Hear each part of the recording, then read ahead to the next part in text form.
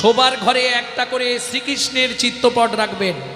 দ্বিতীয় প্রণামটা করবেন ভগবান শ্রীকৃষ্ণকে, ভগবান সুপ্রভাত, আমার সৌভাগ্য সকালবেলায় তোমার চরণটা দর্শন করতে পারলাম।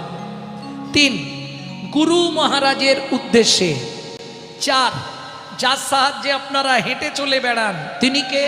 সত্যমেব জয়তি সূর্য দেবং বনস্পতি। বাবাদের শেষ, মায়েদের একটা এক্সট্রা।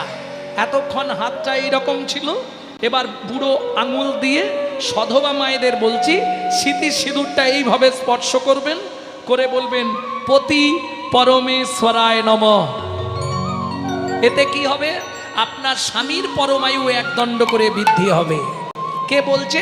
ব্রহ্ম সংহিতা। বুঝে নেওয়া গেল? এইবার চলুন, বাবারা যে কাজে যাবেন 1 থেকে 2